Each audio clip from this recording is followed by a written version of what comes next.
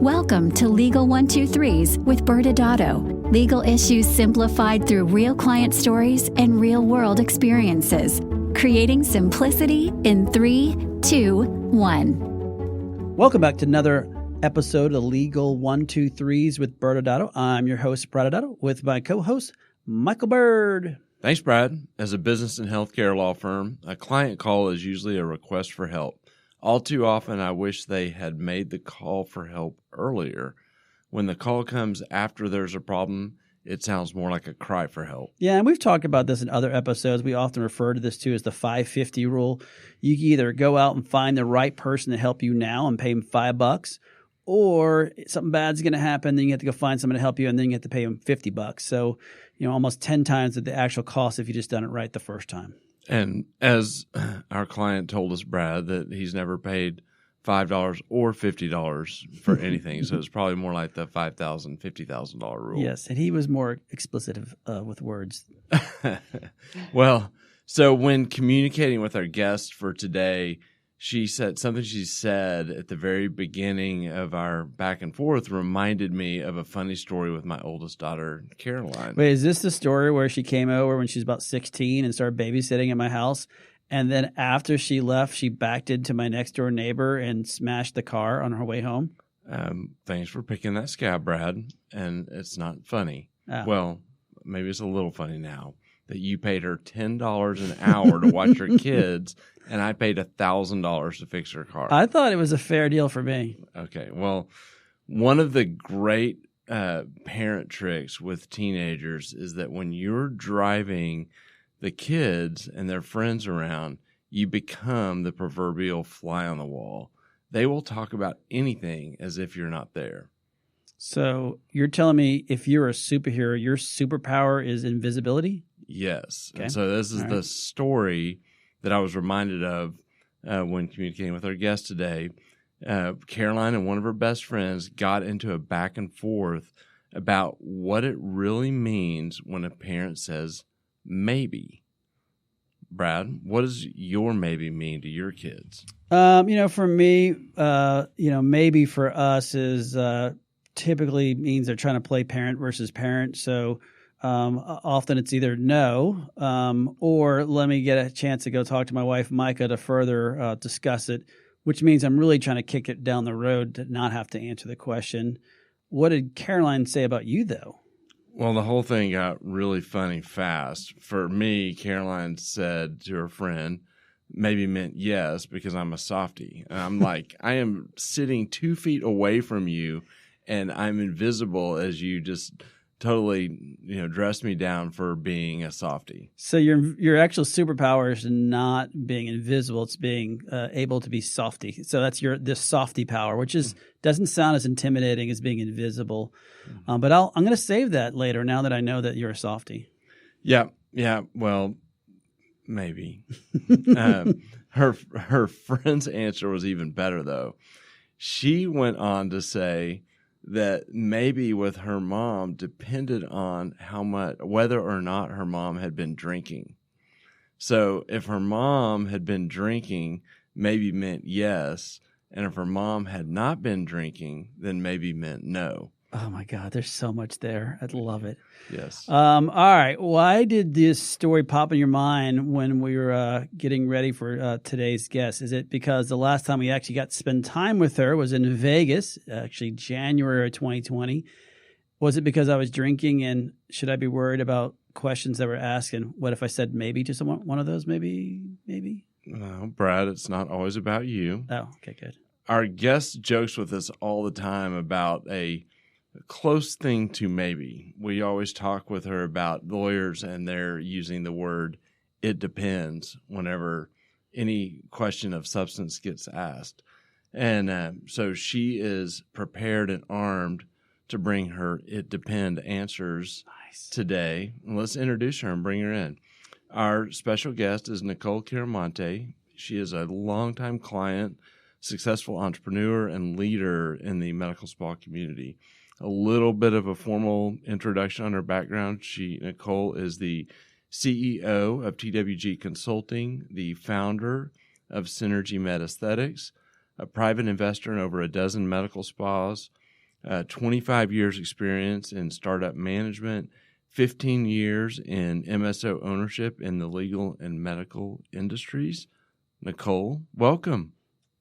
Thank you. It's great to be here with you guys. Nicole, we are super excited that you agreed to join us for our first episode of season 4.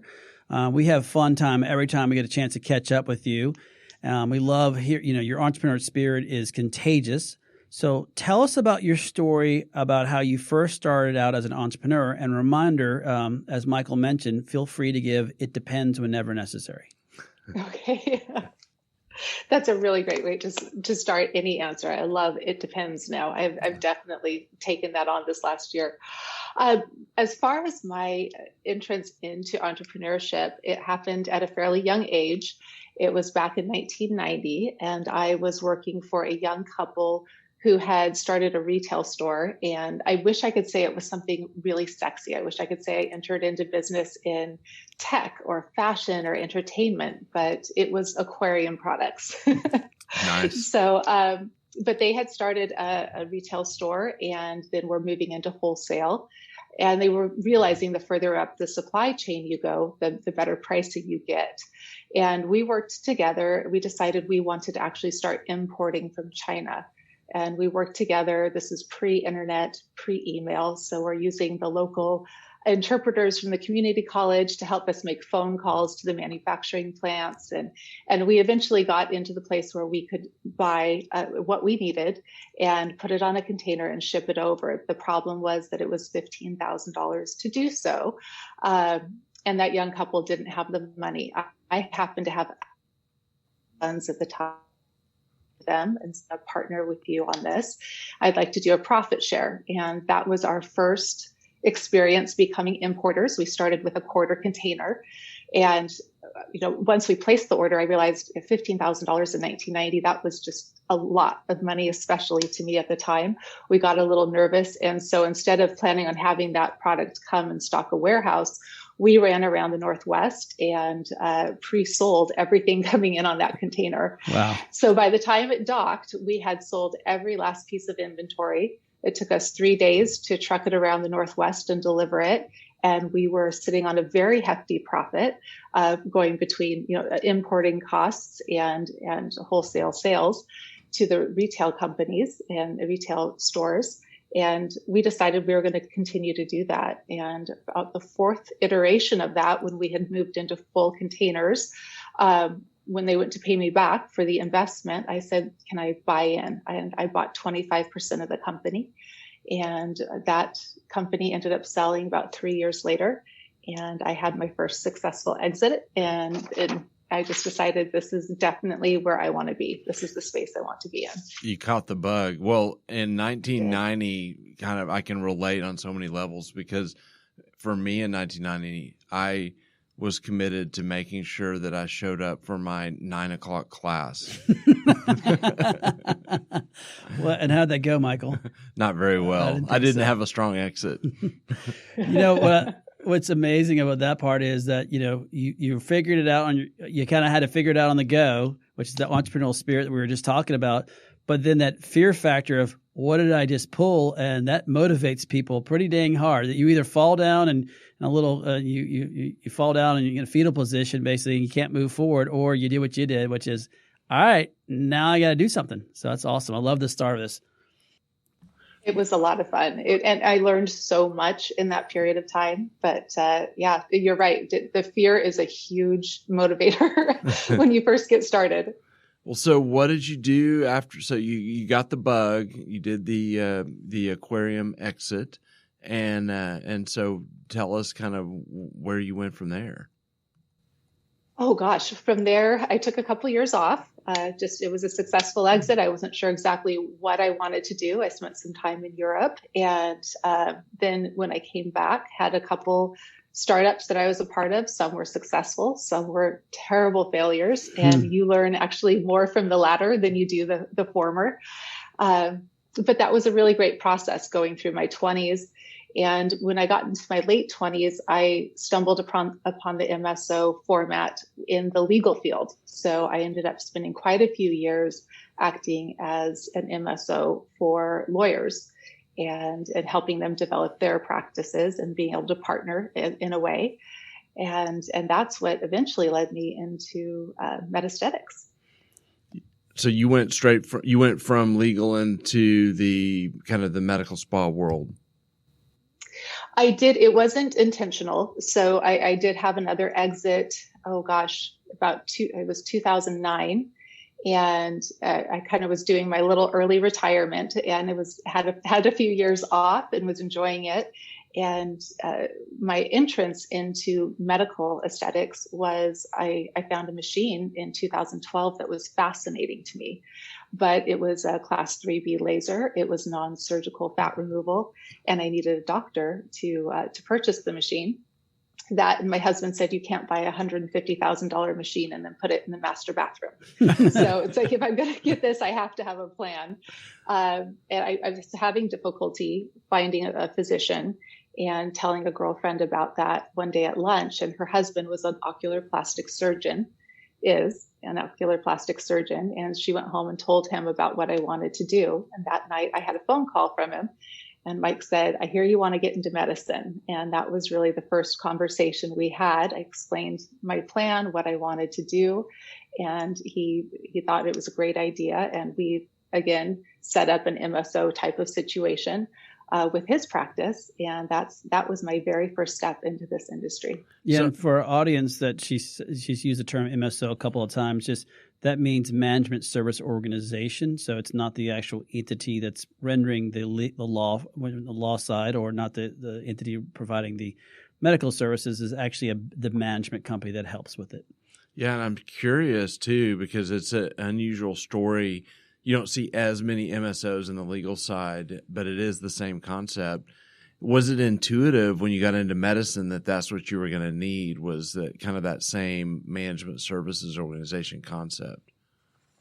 It was a loose concept. Yes, I knew I could not, as a non-provider, own the medical practice, but there was a way that I needed to be able to invest the money and then be able to run the non-medical portion of it. So we didn't have the formal legal setup for it, but we were just in a very informal way set up that way. The flow of funds were set up that way, and the way I was able to be compensated. So as you've kind of gone, like serial entrepreneurs that we know, you've been doing deals and looking at opportunities basically your whole career. What is your skill set that you've kind of found in yourself that you bring to a particular opportunity? Oh gosh. Well, in medical aesthetics specifically, I think I've made about every mistake you can make in the industry, and that leads to a certain level of experience. But overall, businesses, whether it's medical aesthetics, publishing, fashion, restaurant, manufacturing, it's being able to see the very high level 30,000-foot view, and then being able to dive deep into the details when you need to. And seeing how it all plays together. So for me, it's about making sure that the organization is creating a huge amount of value for its clientele, whomever that may be, and then being able to make sure the administration and operations are set up in a healthy, harmonious way. And so you have to be able to do that from many different levels of sight, and then in being able to dive down into the minutia as well.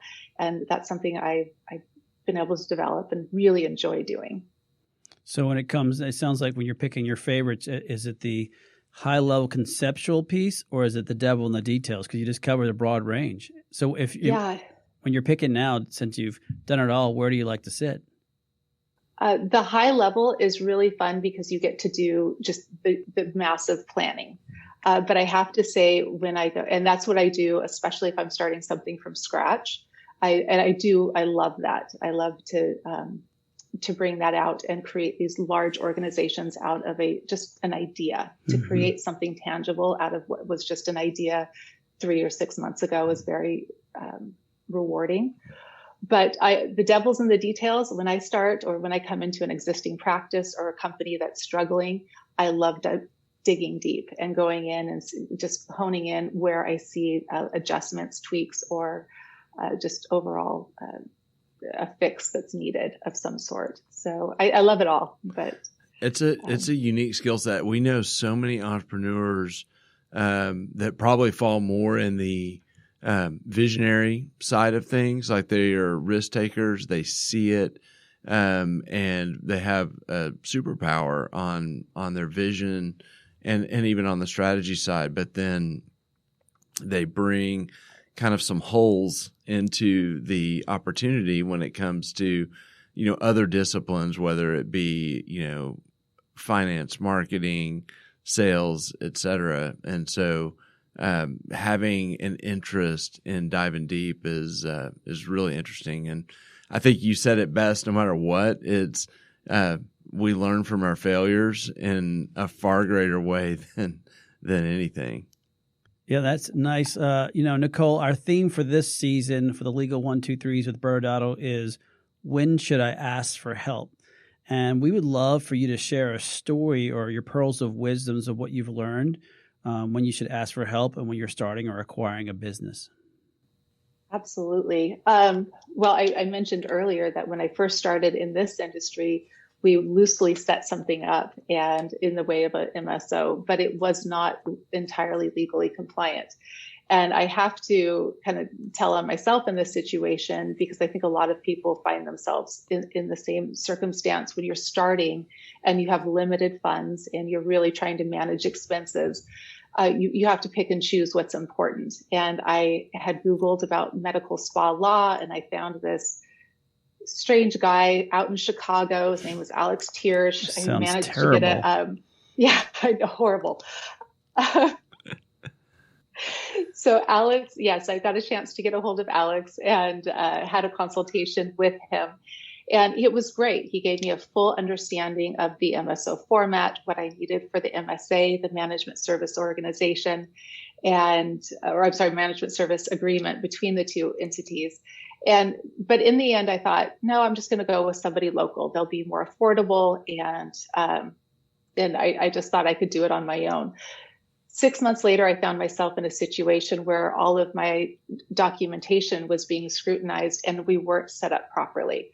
So I think it took me a phone call and eating a little crow to call Alex and Renee and say, please help me and please set this up for me in the proper way. And we've been doing it that way ever since.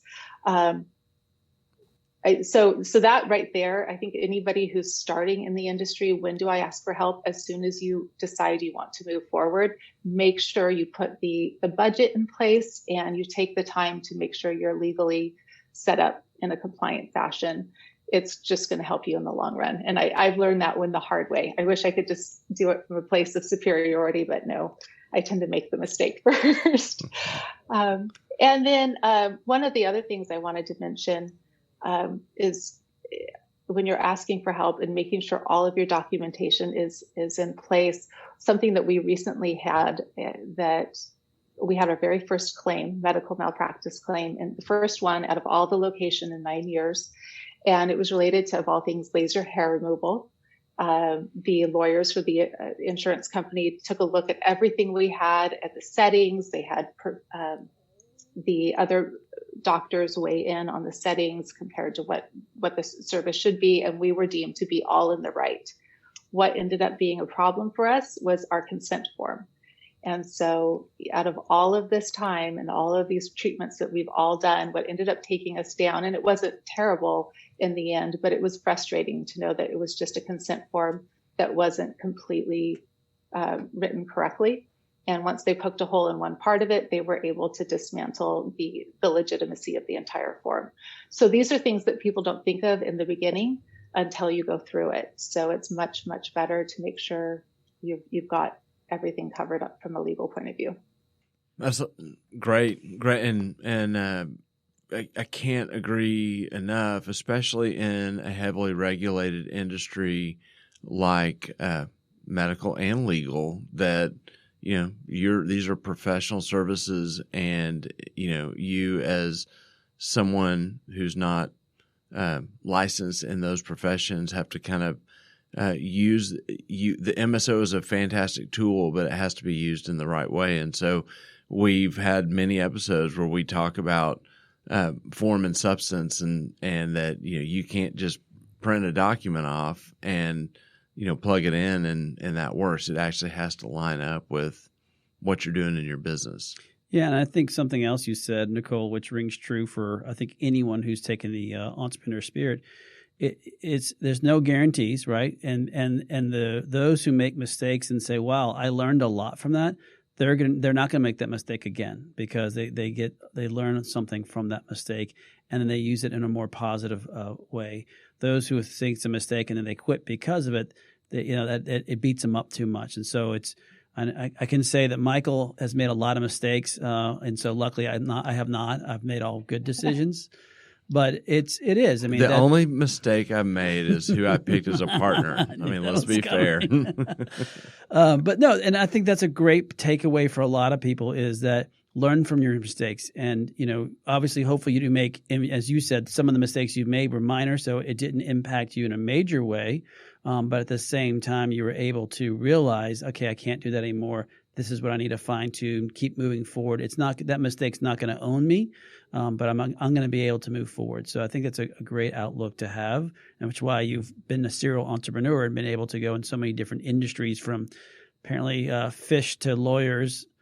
I don't know if that smells better. Does the lawyer smell better or the fish? I don't know if I want to go there. And then go into the medical side to make the lawyers look better on the aesthetic side. So, I mean, you've jumped into 3 different industries, and you've done well at all of them. So it just shows you that you're able to pivot very quickly and think on your feet.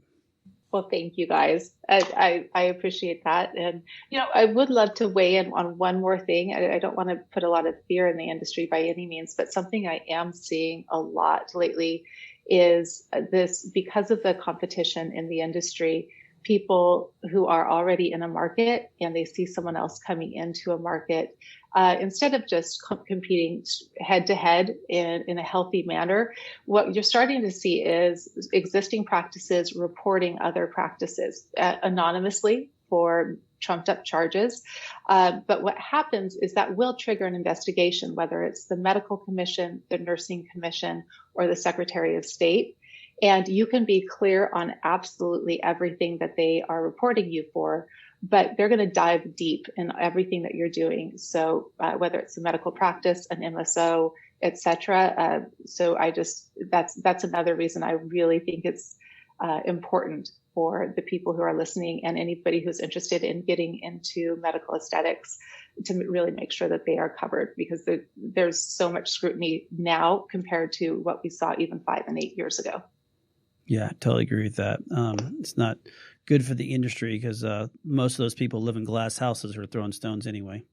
Precisely. It's thank you for sharing that. And we have seen and experienced that, or had our clients experience it. And it's a dangerous game, and one that is going to, I think, hurt the industry, and it's going to end up hurting the people that are turning in. Most boards, it's easy to figure out who's turning people in, and then you just get into this war where everyone's then that person's getting turned in, and you're just lifting up the hood to your business for the investigators. And no matter how hard you work at compliance, it's hard to stay 100% compliant.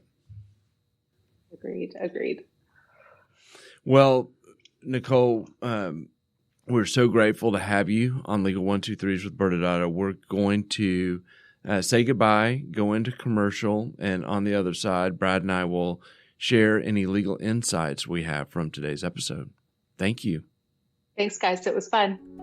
Many business owners use legal counsel as a last resort rather than as a proactive tool that can further their success. Why?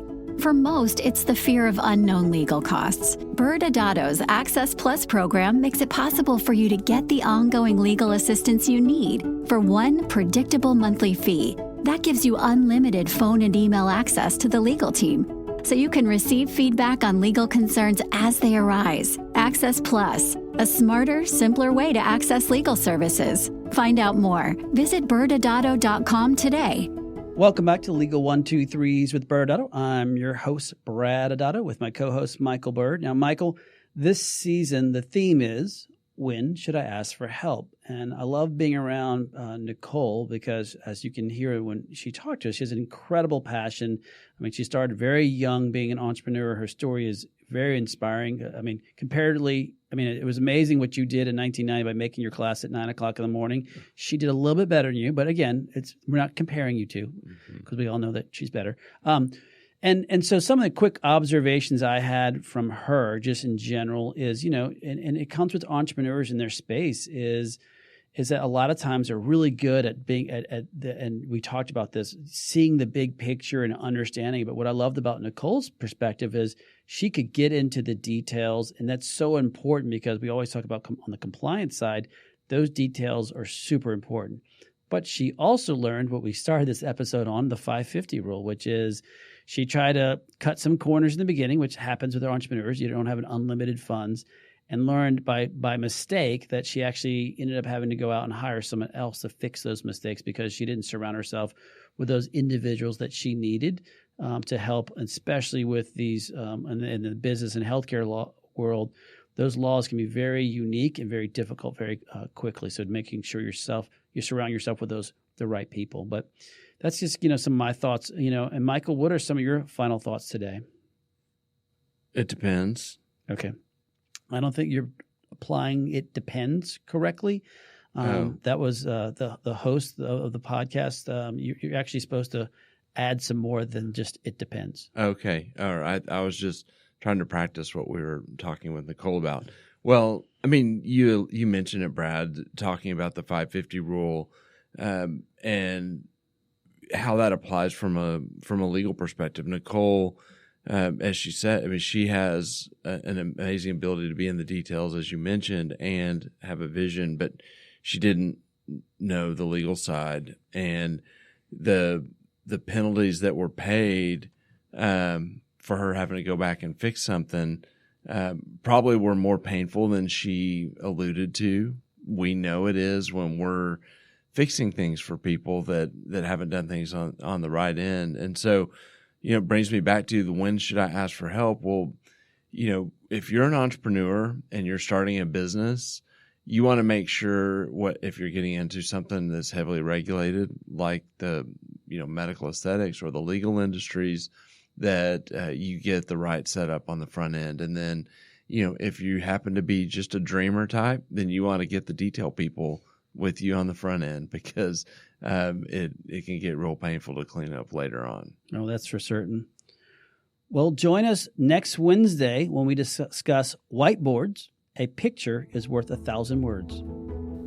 Thanks again for joining us today. And remember, if you like this episode, please subscribe, make sure to give us a 5-star rating, and share with your friends. You can also sign up for the ByrdAdatto newsletter by going to our website at ByrdAdatto.com.